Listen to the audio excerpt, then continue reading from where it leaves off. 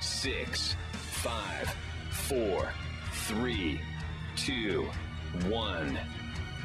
Metallica Radio Network.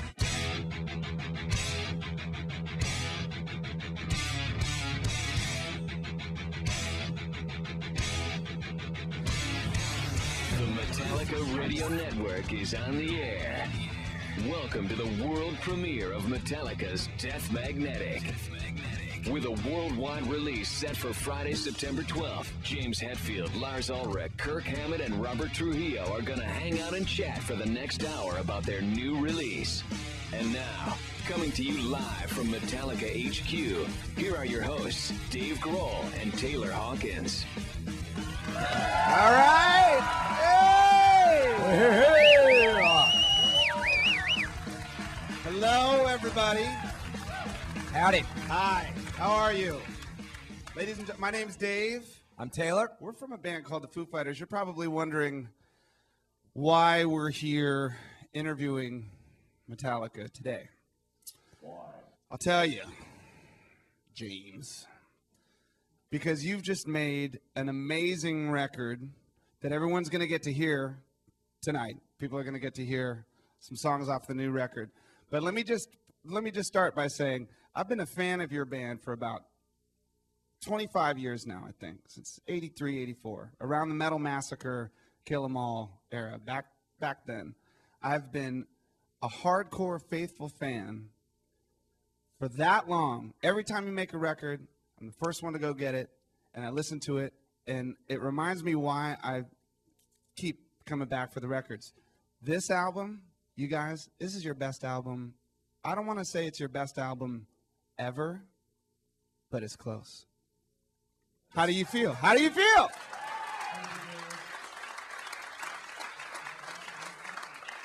It's about time. I want to hug you right now. You can hug me later. We'll get to hugging a little bit later. I mean, how long did it take you guys to make this record? How long have you been working on it? 27 years. Right? There you go. Is it the record you always wanted to make? Totally. Yeah, for the last 2 years. Yeah. Has it been 2 years? Seems like 20. Going on 3. Yeah. It's been a long time, but really short. This was the easiest record to make because we're getting along so good. Yeah. And after St. Anger's near-death experience of us and the movie, I think we learned a lot about each other. And this movie was the easiest, or well, we did make a movie of this too. Why would you not film yourself doing everything you do? Why do anything unless there's a camera on? That's Exactly. what I always say. That's the only reason why I get up in the morning. There you go. Also, you found the bathroom cam. Okay, Yeah. cool. All right. Well, we gotten along really well, and this was just an amazing journey for us. Good time. Also, working with Rick Rubin, who is the first time we worked with him, he created such a stress-free environment. He's really, you guys know him, he's really zen, he's really mellow, and there's no stress, and there's no hurry up and do this. Everything, he's open to everything, every idea that gets thrown. The word no doesn't exist. Hey, should we take? Yeah, let's try it. So there's a very kind of calm, zen-like atmosphere that has been really great for us the last couple of years. And we also got a chance for the first time when we made a record to actually go out and play some live dates. In between recording and writing and all this stuff. So you go out on the road, you play some shows for a couple, 3-4 weeks, and you bring a lot of that energy back into the studio. And that's really made a difference for us this year because you're not in the studio long enough to get sick of it. You're not on the road long enough to get sick of it. So you have these two balances. That's worked really well for us. Well, these songs and listening to we heard the new record for the first time today. About 6 songs. Yeah, 6 songs, and we just listened to them over and over. And it's a live record. You could tell that this stuff, it's meant to be played live. That there's sections where I could just imagine a field of 100,000 people just beating the hell out of each other for 5 minutes. You know what I mean? It's just out of control. And in the audience too. Right? But I mean, honestly, what you guys did this time, for anyone who hasn't heard it, I'm really excited for hardcore fans listening to this record. There were 3 of us sitting around today listening to it, and it was just all smiles and air drumming, and it was really, awesome. really So psyched. awesome. Network. Ladies and gentlemen, welcome back. Welcome back to the Metallica Radio Network with James, Lars, Kirk, and Robert for the world premiere of Death Magnetic. Hey, this is Dave Grohl from the Foo Fighters. Welcome back to the Metallica special. And Taylor Hawkins. I don't know. I don't like that guy. Where is he? Find Chris Martin, bring him in here. Jeez Louise. Okay, you know, one noticeable difference between this album and the last has got to be the guitar solos. Yes, solos are back. Yes, there are solos. Let me tell you. Not only is Kirk back, but dude, they let you out of the cage, right? Guess, Am I right? Sooner, you know, someone had to sooner or later. It's kind of nuts because they're ripping and long, hard solos. Thanks, man. Every song chock full of ripping, shreddy rippies. I could not put the wah pedal down. That's what you're. You know what? saying. There's a moment on the last song actually when there's a drummer and there's that gear up with the wah, which is like the perfect. It's awesome. It's like shaking a bottle of pop. Sample that. I love it. That was fantastic. Thank you very much. I wish Now, I could get that effect on my guitar. Put me in that talk box. I'll make it happen. So I read somewhere that a lot of that stuff is. I mean, did you work on your solos this time, or is it a lot of off the top of the head stuff, or what? Well, what happened was I worked on solos for a long part of the time, and you know, I didn't feel like I was hitting it on the head, and there was more than a few times where I just threw everything away and started over again, and after doing that like 2 or 3 times, I just said, screw it, and just went for just total spontaneity and like playing in the moment and playing live, which is something that Rick Rubin was trying to get out of us anyway. And so I just went for it, man. I just said, push the button, let's let her rip and see what comes out. And there honestly were times where I was recording and I'd play something and I'd look up from my guitar afterwards and say, what the hell was that? What did I just do? I mean, it was just, it came to a point where it felt like I was channeling something else. And I know that sounds kind of weird, but a lot of the times I just went for total spontaneity and just like really just stuck my neck out there and just went for the throat. Well, I think it's one of the things that makes the album sound like a classic Metallica record because you guys are specific ingredients, the things that each one of you do that nobody else does. And when you all do those things together, that's when it sounds like an amazingly classic Metallica song, which we're going to hear another one right now. Now, this song It's my favorite. Taylor Hawkins, ladies and gentlemen. Taylor Hawkins' favorite song. All right, yeah. This is definitely my favorite song. How long are we going to the song yet? All right, Starts with drums, right? Yeah, it does. I think so. And Whatever. Boring. it's called My Apocalypse. It's the second song I heard. Is it the second song on the record or the last song on the record? That's the last one. Booyah. And this one is relentless and never stops. And I like the end. I don't know. My Apocalypse. All right then. 2, 1. Metallica Radio Network.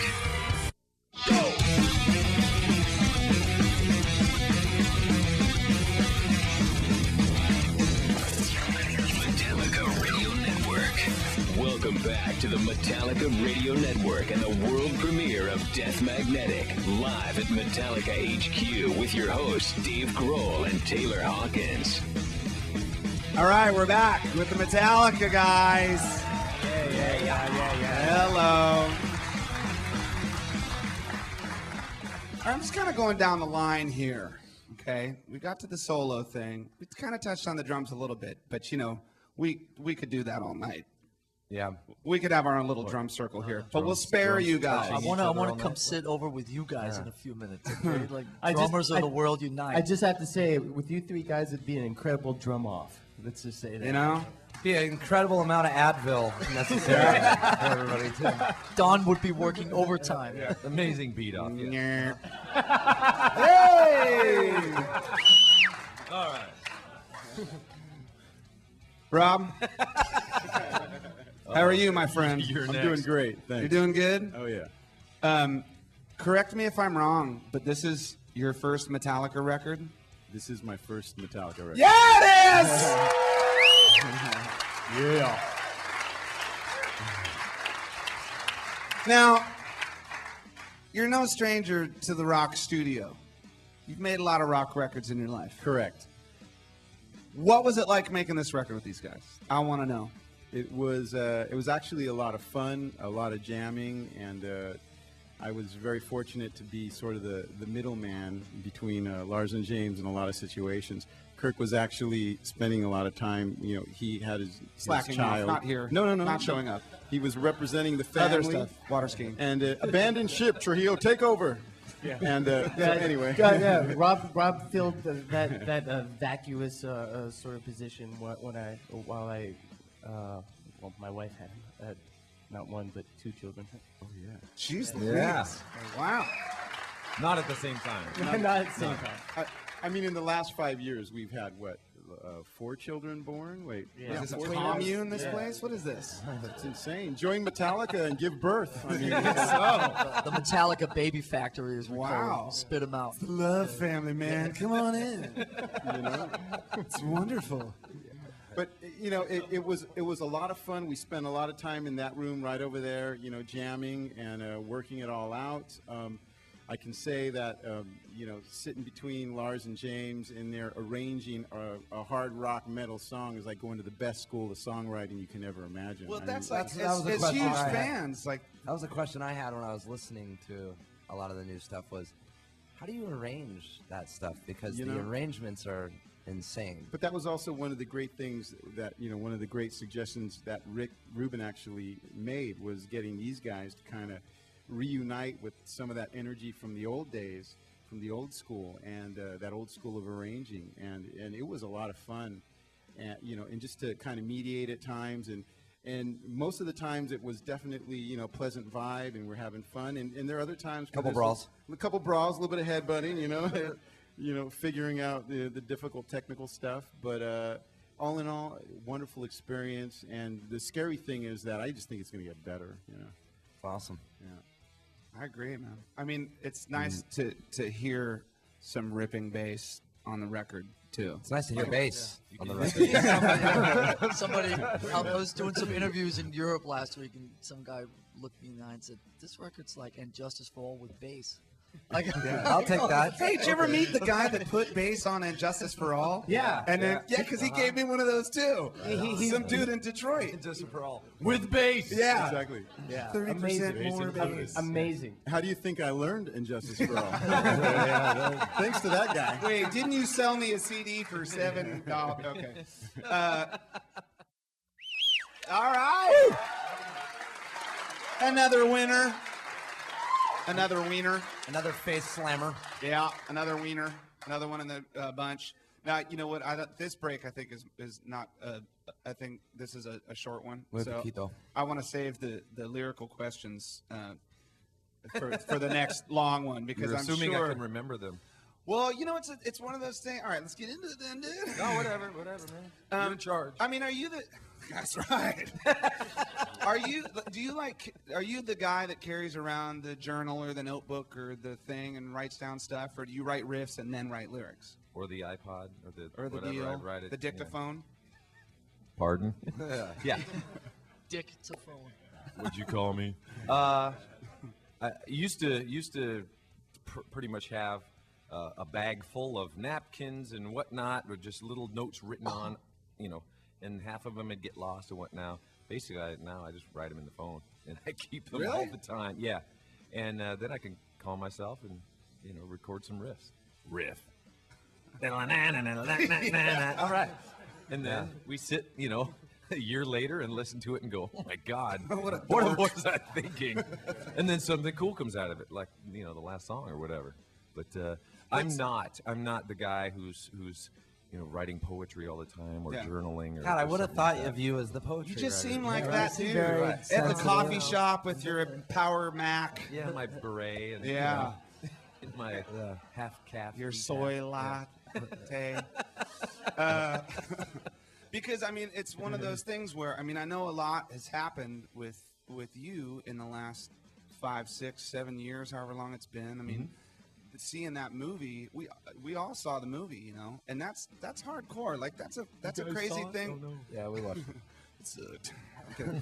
No, but I mean to see someone go through like that whole process, all of you going through that process, that's kind of nuts. And then to have to carry that over again through another album cycle, and then and then to go through a whole other record, I'm sure you have a lot of new stuff to There was a lot of fuel. figure out. Well, there was a lot of fuel for this record lyrically because of what we went through. Sure. As I say, the near-death experience of Metallica, And so a lot of this, Death Magnetic, is kind of revolving around near-death experience and the rebirth and the life that's out there, the gratitude that we have, the awareness that, we kind of need each other more than we hate each other. All right, guys, let's sort this out. This is worth it, completely worth it. We go places with the key of Metallica, and writing about some of the fallen warriors that have passed, Lane Staley, and you certainly know one. And it could have gone that way. You never know. So writing about, and also what really inspired me was getting together with Rick Rubin and getting to know some of the stuff he worked with, Johnny Cash's stuff and the amazing stories of Johnny. There was an interview he did about his real near-death experience. He talked about the typical the tunnel, and I saw it all, and he came back for a reason, and he saw through new eyes, and just that gratitude for life. Yeah. There's something about that on this record. That's awesome.